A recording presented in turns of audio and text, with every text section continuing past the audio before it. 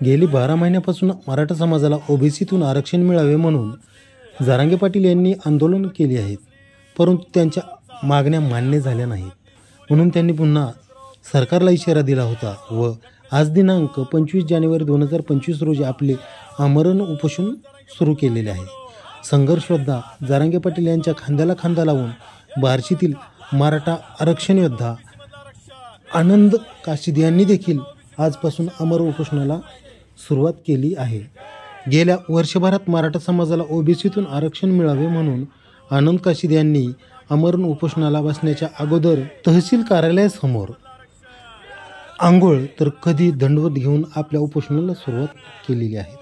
परंतु आजच्या आमरण उपोषणाला आनंद काशिद यांनी जरा हटके अर्थात अर्धनग्न होऊन लोटांगण घालत आमरण उपोषणाला सुरुवात केली आहे. यावेळी आनंद काशिद यांनी माहिती सरकारची चिरफाड केली आहे. ज्या मतांच्या जोरावर सरकार आले आहे त्यांनी मराठ्यांना ओबीसीतून आरक्षण द्यावे व आपल्या मतांची परतफेड करावी आनंद काशिद यांनी या महाराष्ट्र सरकारला इशारा दिलेला आहे. तरी बार्शीतील जे स्वतःला छत्रपती शिवरायांचा मावळा म्हणून घेतात व आपली सेकी मिरवतात आणि मराठा समाजाच्या नावावर आपली पोळी भाजून घेतात, त्यांनी मात्र या आमरण उपोषण या आंदोलनस्थळाकडे पाठ फिरवलेली आहे हे मात्र प्रकर्षाने जाणवत आहे. या कार्यक्रमास बालाजी डोयफुडे, शोएब सय्यद, रवींद्र मुटाळ, अशोककुमार आहिरे, विक्रम गायतोडी, टिंकू कादे, अभिजित मोरे इत्यादी उपस्थित होते. मी परमेश्वर कदम. आपण पाहताय असत्याच्या दुनियेतील सत्य शोधणारा रणसंघर्ष digital news media Barshi. Chhatrapati Sambhaji Maharaj की जय.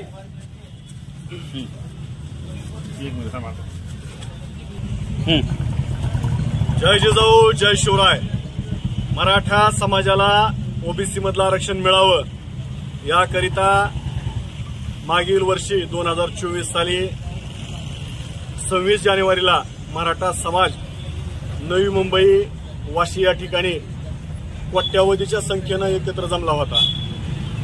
सरकारनं त्यावेळेस सगळे सोयऱ्याच्या अध्यादेशाचा मसुदा तयार करून मराठ्यासमोर आणला आणि सरकारनं मराठ्यांना आश्वासन दिलं की पुढच्या 15 दिवसामध्येच आम्ही या अध्यादेशाचं रूपांतर कायद्यामध्ये करू आणि मराठा समाजाला ओबीसी मधले सगळ्याला कुणबी दाखली द्यायची व्यवस्था करू. परंतु सरकारनं आतापर्यंत म्हणजे 1 वर्ष झालं मराठ्यांना कुणबी दाखले सरसकट देण्याचं काम जे आहे ते केलेलं नाही. सरकार मराठ्यांशी खोटं बोललंय.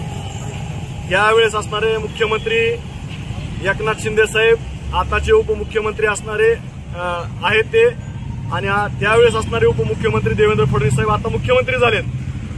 मराठा समाजानं त्यांच्यावरती विश्वास ठेवून भरघोस मतानं त्यांना या महाराष्ट्रामध्ये निवडून दिलेलं आहे. मराठ्यांनी ते आम्हाला आरक्षण देतील या अपेक्षेनं त्यांना आम्ही भरघोस मतदान केलेलं आहे आणि त्यांना निवडून दिलेलं आहे. आज आमच्या मराठा समाजाचं आणि सर्व गोरगरीब समाजाचं दैवत असणारे जरांगे पाटील आंतरवाली सराटी या ठिकाणी 7व्यांदा आमरण उपोषणाला बसले आहेत. सरकारनं ही वेळ त्यांच्यावरती येऊ द्यायला नाही पाहिजे. आमची सरकारला हात जोडून विनंती आहे, गोरगरिबांसाठी लढणारा नेता जरांगे पाटील आहेत. त्या जरांगे पाटलांच्या जीविताला धोका होईल अशा पद्धतीनं तुम्ही त्यांना उपोषण करण्याची वेळ त्यांच्यावरती येऊ देऊ नका. म्हणून आज आम्ही बार्शी तहसील कार्यालयासमोर जरांगे पाटील यांच्या समर्थनार्थ, त्याचबरोबर मराठा समाजाला ओबीसी मधलं आरक्षण मिळावं, त्या ठिकाणी असणारा सगळे सोयरे हा कायद्याच्या अध्यादेशाचं कायद्यामध्ये रूपांतर करावं यासाठी आम्ही आमरण उपोषणाला बसलेलो आहोत. जोपर्यंत सरकार मराठ्यांना ओबीसी मधलं आरक्षण देणार नाही तोपर्यंत आम्ही आणि जरांगे पाटील 1 इंच सुद्धा मागे सरकणार नाही असा इशारा आम्ही सरकारला या निमित्ताने देतोय. याचबरोबर हे सरकार नेहमी म्हणत असतंय आम्ही हिंदुत्ववाद्यांचं सरकार आहे. आमचा या सरकारला प्रश्न आहे, मराठे हिंदू आहेत का नाहीत?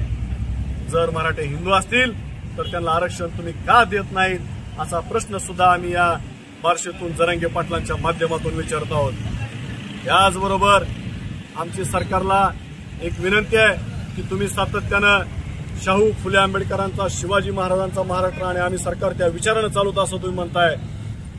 या छत्रपती शिवाजी महाराजांच्या राजधानी रायगडावरती गेल्यानंतर रायगडावरती राजसदरेवरती जर तुम्ही एखादी तक्रार सांगितली, राजसदरेपासून रायगडावरील शिवाजी महाराजांच्या सिंहासनापर्यंत जाऊस्तोवर त्या ठिकाणी त्या शंकेचं निरसन झालेलं असायचं, ते त्या ठिकाणी प्रश्न सोडवलेले असायचे.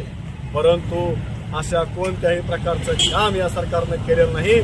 म्हणून आमची या सरकारला विनंती आहे की तुम्ही जर शाहू फुले आंबेडकरांचं नाव घेत असाल तर त्या ठिकाणी फुलेंचा त्याग, त्या ठिकाणी शाहू महाराजांचा विचार आणि डॉक्टर बाबासाहेब आंबेडकरांचा कायदा कानून तुम्ही विसरला का काय, असा प्रश्न आमचा या सरकारला आहे. म्हणून येणाऱ्या या उपोषणाच्या दरम्यान मराठा समाजाच्या ओबीसी मध्ये आरक्षणाचा प्रश्न संपवावा आणि मराठा समाजाला न्याय द्यावा, अशी आमची या ठिकाणी विनंती आहे.